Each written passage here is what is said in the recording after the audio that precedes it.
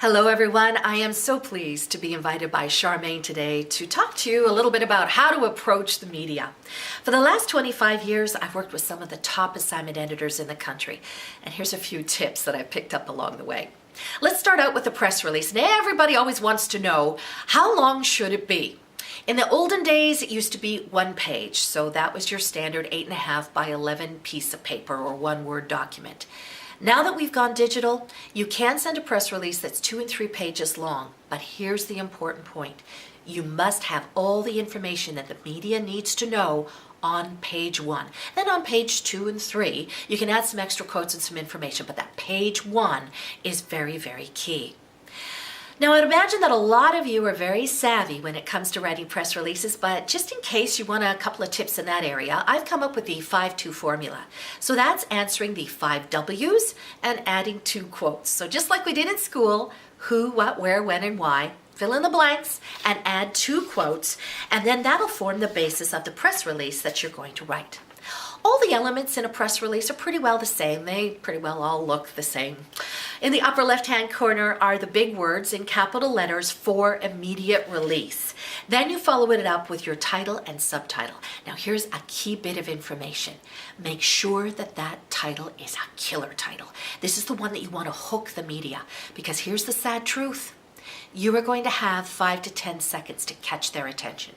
Do you know that most assignment editors get 500 to 600 press releases a day? Can you imagine that inbox? So with your press release going by, your title wants to be able to just grab them. Then in the subtitle, put a little bit more of the meat and potatoes in there, a little bit more information for them, and then have the body of your press release. What else you do? You put down the date, and that is today's date, followed by a dash, and then get your worksheet with the 5-2 formula on it, and that'll form the basis of you writing the rest of your press release. Add in your quotes, put in the contact person information, and you've done your press release. So now what do you do with it? I've come up with the pitch and catch technique. So usually I work on a 4-day cycle. So on day 1, send the press release out and wait. Then on day 2, you follow it up with a phone call. And this is key. This is very important. Because of the amount of emails that they're getting on a daily basis, the assignment editors sometimes will not see your email go by. Case in point, I was doing some work for a charity. So I sent out a press release about an event that was coming up.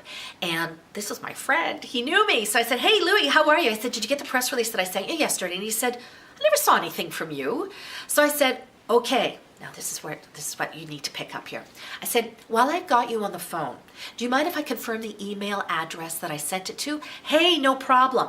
Do you see what we just did? Just in case the email that you had, or maybe it's changed, whatever, this way we can confirm that it's actually getting to him. And then I said, "Louis, do you mind if I keep you on the phone while the press release gets to you?" And he'd say, "Sure, no problem." And all of a sudden, bing, he goes, "There you are." Now you know they've got it in their computer. You do your pitch, which you've practiced beforehand, so it's very brief and very concise, and you're able to tell them what it is. At that point, they'll tell you whether or not they're interested. So if they're interested, they'll put you into their day file. Then on day 3, you need to monitor your emails. Day 4, you're going to pick up that phone and follow up again, and hopefully you will be catching the media. Now, in the case of events, a lot of people have always asked me, how soon can I send a press release out? And maybe I should be doing this 2 and 3 months in advance of the event? You can, but it's probably not going to get a lot of notice. And a lot of media get their backs up because they will not sell tickets for you. So usually what you're hoping for is that you can get the cameras or the reporters to your events. So use the standard pitch and catch technique of the 4-day cycle and start off with the events, but you've done now day 4, and they said that maybe they're going to come and see you. I want you to follow up the morning of the event, because let's face it, usually a lot of the events are on the weekends. It doesn't even matter what day of the week it is, because quite often the assignment editors change shifts. So you could get lost in the shuffle. So the morning of your event, pick up the phone and just say, "Hey, it's so-and-so calling from such and such, wondering if you're still going to be coming to our event tonight." And they will let you know. Then if it's an evening event, make sure that you're talking to them again in the afternoon. They won't mind. Things change. Now at this point, you're going to hear probably sometimes that maybe something's happened or everything is still a go-ahead, but at least you will know and not be kept waiting at your event of whether or not the reporter's going to be able to show up. Dealing with the media can be pretty intimidating, and even with me, being in the media and then having the tables turned to where I was pitching a story, it can be a very intimidating process. The assignment editors are very, very stressed out, and it's a real high tension, high pressure job. So don't be offended if they pick up and hello, and you go, oh my gosh.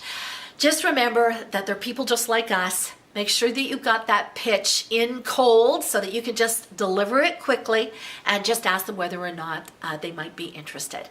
So what you can turn this into being a bit of an intimidating process, just learn to pick up that phone, say, what have I got to lose, and go ahead. And then pretty soon you'll be able to say, hey, I've got this, no problem. I've mastered the media, at least the art of the pitch anyway. So I hope that you've enjoyed what I've had to offer here today, and hopefully you've picked up a couple of extra little tips. I wish you all the best in your future endeavors. Thanks so much for joining me today. I'm Teresa Cruz.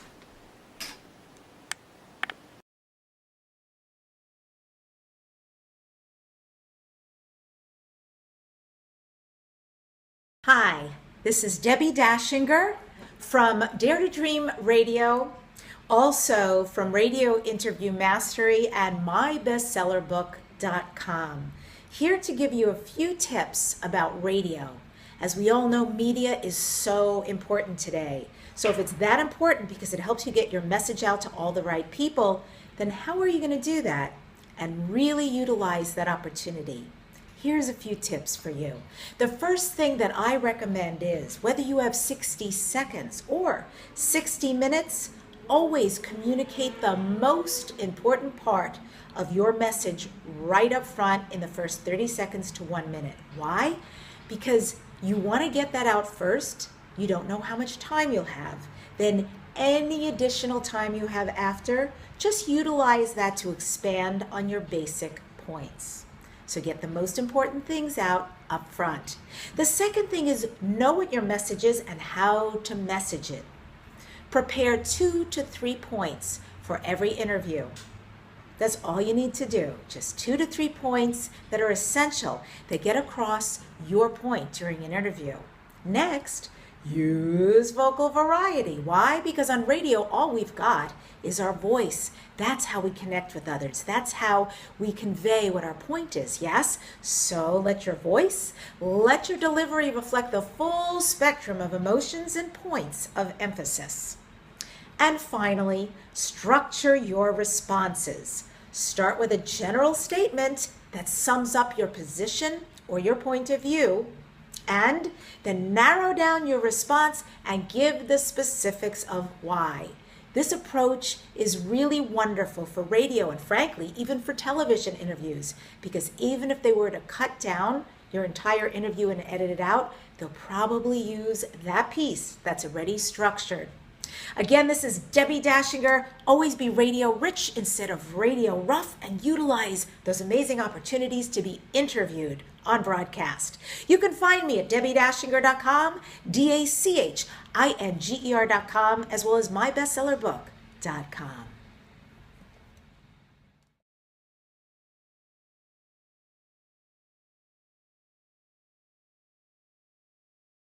Hey everybody, it's Sean Dupere from Sean TV. Hi Charmaine, hi SOS team. Well, you probably already know that I'm Charmaine's media coach, and she said, hey, will you come on and do a little video and give us a couple of media tips? And of course my answer is for sure. So here's a couple of them, a couple of tips. First one is always look at the reporter. There's 2 situations when you're going to be interviewed on camera. It's going to be either taped or live.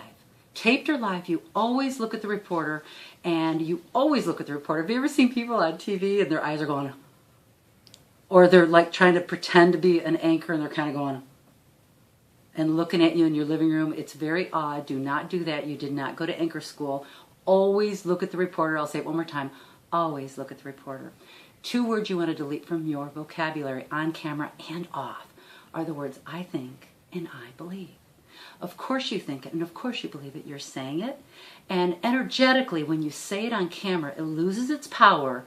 And those 2 words are words that producers are going to delete regardless. They're going to get rid of I think and I believe because they only have so much time. So I'll give you an example. I'm a gossip expert. That's one of my expertises. And I might talk about a celebrity and I'll say, Kim Kardashian is the best thing that's ever happened to culture because she consistently shows us what not to do. versus I think Kim Kardashian is the best thing that's ever happened in culture, you can feel the difference. I lose some of my credibility in the feeling and energy of the soundbite when I use the words I think or I believe. So delete those. Another thing is copy the reporter. I love this tip. Most people don't know this tip, and I'll tell you what I mean. First of all, a reporter is doing 14 stories that day. They're so busy, and they are just jamming out their stories. And when they say something to you, let's say you're with the American Cancer Society, and they say, wow, there's so many people here. It's amazing. You're going to raise a ton of money. I'm from America, right? And your answer is, breast cancer is a killer. 8 out of 10 women will be diagnosed with breast cancer. 1 out of 8 will die. And the reporter's like, okay, got it. Thank you very much. And wow, this is an amazing fundraiser. You're raising lots of money. The reporter wants you to talk about the fundraiser. The reporter is telling you what to say, so you're going to paraphrase the reporter. So when the reporter says, oh my gosh, there's so many people here, you're going to raise so much money, your answer is, oh, there are 500,000 people here today. We are going to raise $10 million. It's the most money we've ever raised, and we're so excited. Do you see how I just copied the reporter? Okay, those are my tidbits. Have the best rest of your day. Take care.